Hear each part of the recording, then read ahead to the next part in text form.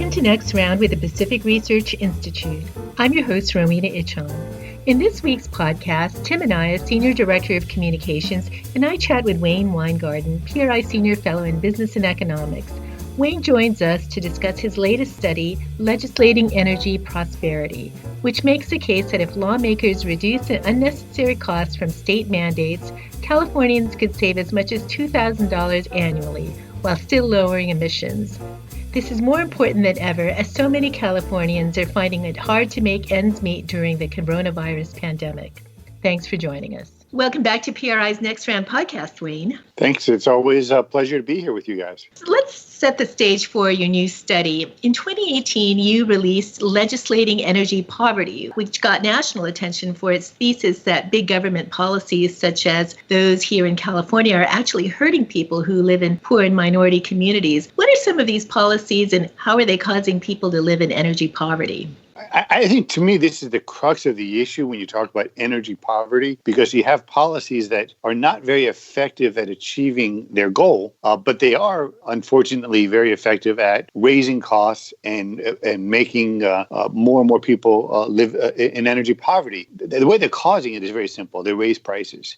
These types of policies are taxes, like carbon taxes, high gas taxes. We have renewable energy mandates that force the electricity grid to use more expensive sources of electricity generation. All of these policies together force us to use either more expensive sources of energy or add additional costs to energy.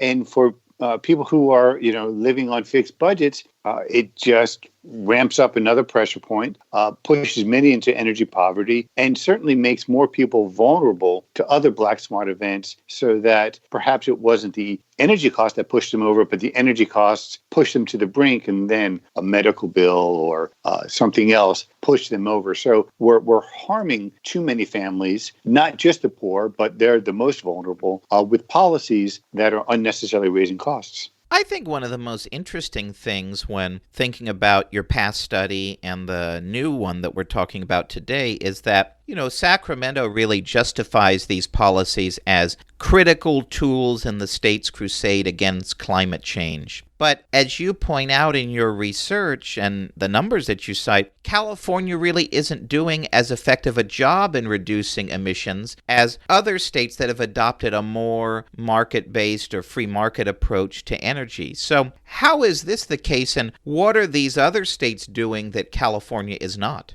In doing these studies, I had one of those moments where my jaw just hit the floor. I was just overwhelmed. What you're referring to, and I think this is important to emphasize because I don't think most people recognize that since 2007, overall greenhouse gas emissions in the United States has been declining, and it's been declining, quite significantly. We're down somewhere 14% nationally, but in California, we're only down about 9.7%, and a big part of that reason is we're not allowing kind of the most efficient energy sources and innovation that are lower emissions to take effect. What we're actually doing is forcing the politically popular decision, which there's a lot of lack of understanding. And I think the easiest way to see that is the move in California to shut down the nuclear power plants that existed. We're not even talking about building new nuclear facilities, which is the most important way to have a economically viable, low-emission power structure. But we're not even talking about expanding. California is shutting down its nuclear capacity.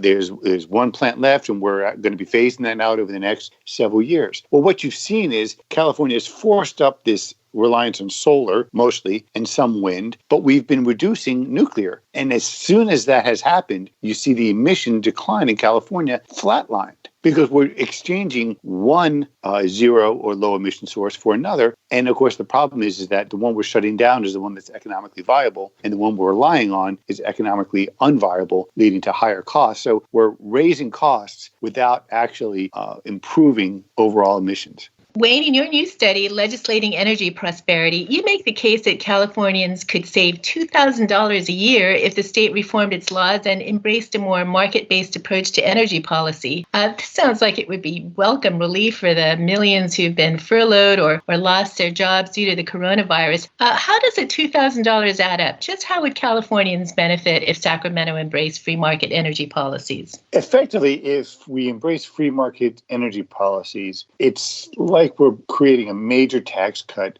for households and businesses across the state. I mean, we've been imposing on a kind of a per household basis $2,000 of excessive taxation because the government imposed costs on businesses, on families. So $2,000 of taxation across the state. Now, the government doesn't get the benefit of those revenues, but there's still a burden on all of the economic activity. And this is why we see, when you tax something, the more of it you tax, the less of it you get. And so that's exactly what we've been experiencing in California. I think a good way of thinking about it is if I came to you and I said, how much better off would you be if I could cut your gas and electricity costs by 30% a year? I mean, I think most people would jump at that opportunity to see, wow, all the things I could do with an extra 30% of the amount I spend on these energy costs in my pocket. That would be a tremendous benefit. Now we're talking about the fact that we're in a recession, not entering, we're in a recession. People are actually likening this recession to the Great Depression or that type of pain. Those types of benefits, that type of more money in our pockets is that much more valuable. Wayne, let's take a closer look at some of your key findings, and let's start with a look at gas prices. How California drivers are paying significantly more than the national average thanks to these state-only energy policies. So just how much more are we paying than drivers in other states, and how much could drivers potentially save if we took a different approach in California? Drivers could save, literally hundreds of dollars. The economy can save billions of dollars a year. California has always had higher gas prices, and you have to account for that. Some of that, goes back decades. So if we don't worry about those policies, and let's just assume that those are there for a good reason. We've seen a pivot when we started doing all of these different policies explicitly for global warming, where the gap of gas prices in California compared to the rest of the country widened. And I think it's significant to note that it widened both when gas prices were going up and when gas prices were coming down. So either way, California drivers are getting the short end of the stick. And so that's driving up, again, another factor that drives up direct expenditures for filling up your car, but also indirectly because that raises the costs of anything that needs to be transported by truck. So you're talking about, higher grocery bills and bills at the drugstore, across the board. And that leads to literally hundreds, almost $1,000 per family in California of excessive costs that if we remove those, and it's going to take time, it's not an instant reduction, but if we remove that, those types of savings could be brought to California families. So we've seen gas prices drop significantly in recent weeks due to travel restrictions and the oil glut all over the world. Does it really matter if Sacramento were to reform the state's energy policies? What did you find in your research? It absolutely matters.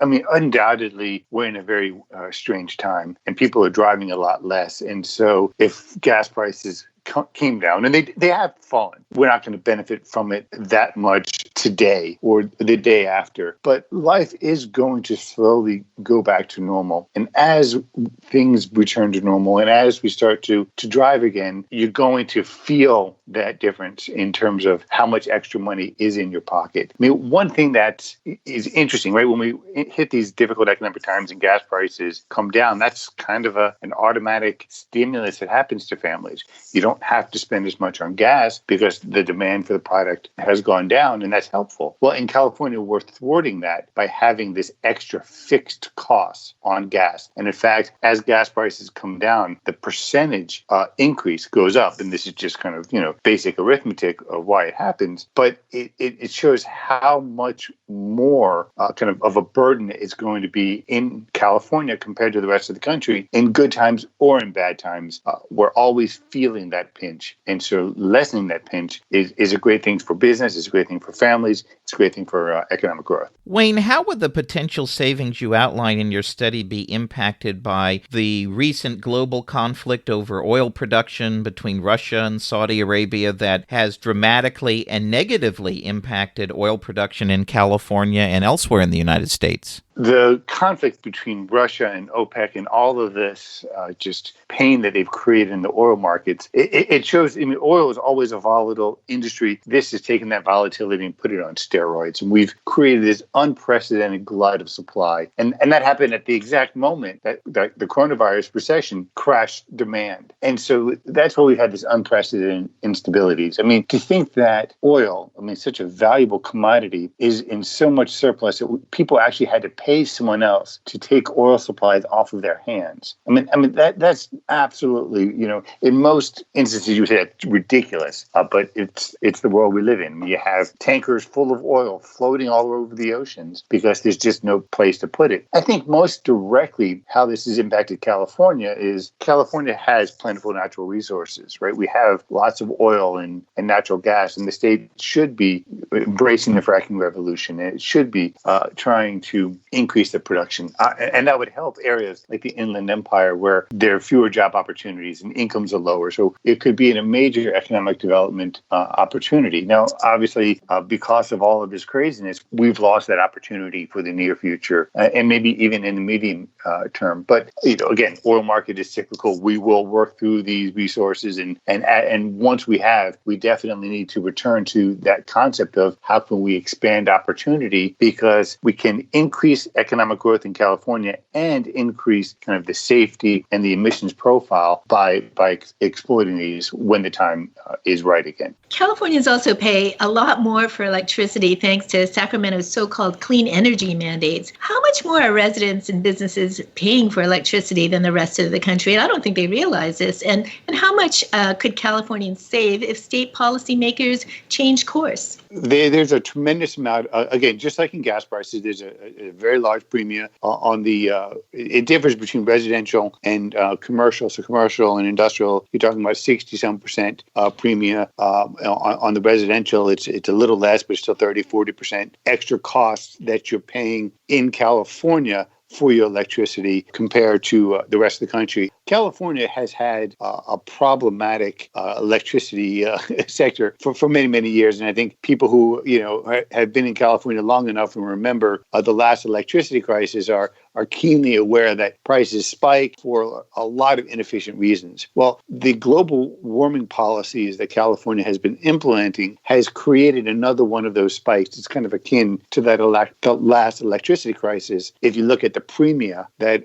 Californians are paying, it's the same story with the gas prices, right? The electricity prices have spiked up because we're forcing less efficient resources to be producing our electricity. Those are increasing our costs, and we could save $1,000 per family about if we move to these policies that allowed nuclear, natural gas, reliable energy sources that, again, help achieve a goal of lowering emissions, but do it in an economically viable manner. We're glad to see your dog agrees. Well, I think, she gets very upset when she hears about these extra costs because that's fewer treats for her when you have to spend it on gas and electricity unnecessarily. Wayne, California suddenly finds itself, like the rest of the country, in the middle of a deep recession thanks to the coronavirus crisis. You make the case that if Sacramento adopted free market energy policies, we could grow the economy overall and boost tax revenues for state and local governments that are now facing the prospect of having to make some very deep, painful budget cuts this year. How so? Well, in the simplest form, right, economic growth occurs, or one of the most important drivers of economic growth is when we as people can create more output with the same or fewer resources. If families can purchase the same amount of electricity for less money or drive the same kind of distances for less money, now they have more income to spend elsewhere. Similarly, if trucks can deliver the same amount of goods for less money, right, then all sorts of goods and services are going to become more affordable to people throughout the state. Same thing is for businesses and their profitability. So this creates this virtuous cycle that supports robust robust economic growth or robust recovery. And it helps to kind of offset these consequences from the deep recession. Obviously, these benefits can only occur once the virus has been addressed from the public health perspective. But we have all of these potential benefits that are waiting that can help accelerate our recovery from this recession if we take advantage of these opportunities that are in front of us. Staying with the theme of California's economy, Governor Newsom has established an Economic Recovery Council chaired by the controversial former presidential candidate Tom Steyer. What are your thoughts on his appointment? Is his appointment good or bad for Californians? Bad. Undeniably, Tom Steyer is a terrible, terrible choice. When he was running for president, his platform was a comprehensive list of anti-growth policies. You could almost look at his list and do the exact opposite. And that's how you get an economy to grow. His economic, I would liken it to putting Tom Steyer in charge of the economy is kind of like putting Bernie Madoff in charge of your investment portfolio. Just the outcome is just not going to be pretty. And it's interesting of particular relevance here because Steyer, he believes on doubling down on the exact policies that we've been talking about today in terms of our approach to energy in California. He mistakenly believes that putting on something like cap and trade that increases the cost of energy, that takes money out of the pockets of businesses and of households and of families, that increases economic growth. And with that type of kind of basis or economic illogic, I'd say, undoubtedly that's going to harm our economic recovery as he continues to try to transfer more resources away from individuals and allocate it by the way he thinks is best. And that's just a recipe for economic stagnation. The drop in oil prices because of the coronavirus is putting a lot of pressure on the U.S. energy industry. There's a lot of talk in the administration about potentially bailing these companies out. What are your thoughts on this? Well, to start with the bailouts, I mean, absolutely not, right? The government should not bail out private companies. I mean, you don't have socialized losses and private gains. That's just not how the system should work. So if the market forces, oil is a volatile business, and I think people who are investing in the industry and people who work in the industry, they recognize that, and that's just part of the business environment. I don't think the recent volatility argues against greater production and development in California because of that volatility, oil and natural gas, you need to have that longer term perspective. So if there's value longer term, then it makes sense to go and do the investment and take the years to develop the fields. And undoubtedly, in the longer term environment, there's a lot of justification for greater production, greater exploration.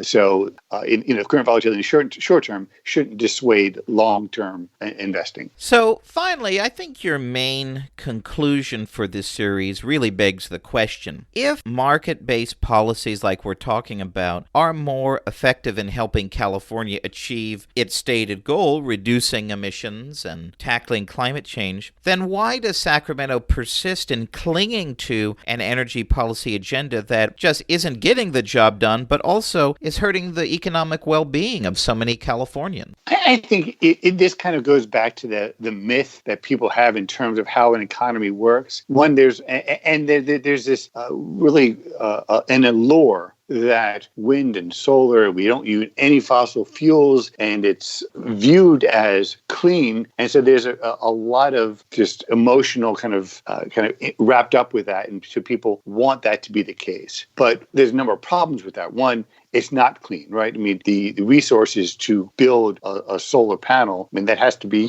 dug up out of the earth, often using fossil fuels to do the extraction. And then how you deal with the resource once it's been kind of used up, that creates certainly an environmental issue. And then, of course, the dispatchability or the sustainability of using that resource when the sun isn't shining or the wind isn't blowing, that creates all sorts of issues as well. So these resources aren't as clean as people believe them to be. I think one interesting stat I haven't mentioned, but to me this was telling, if you look at the natural gas and the emissions it produces compared to solar, if you look at kind of the estimate, right, solar has a lower amount of emissions compared to natural gas. But there's a certain amount of uncertainty of the emissions of both sources. And solar has a huge band of uncertainty. And when you take that into account, what you find is that solar may not actually actually on net, when you take a lifetime perspective, be less than natural gas. It might be very well, but it may not. And so I think those types of considerations,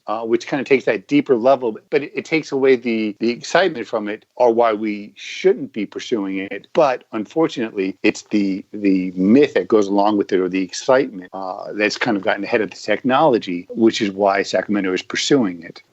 How do we get California to change? I wish I wish I knew the answer to that, but I do believe part of it is for people to take a hard look, to understand that, one, we need to pursue market-based reforms that lower emissions in an economically viable way, and then continue to invest in the future, because perhaps one day another source, maybe it'll be solar, maybe it'll be a cleaner natural gas or a better nuclear, or, we don't know what it is, but we want to invest in that innovation, because that innovation is the key to kind of taking it to the next level.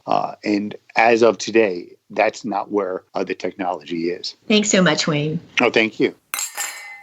Special thanks to Tim Anaya and Wayne Winegarden.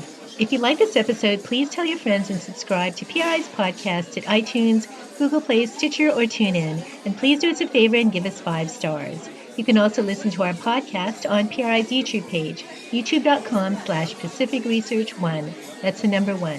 Thanks for listening. I'm Rowena Itchon. Hope you'll come back again for Next Round with PRI.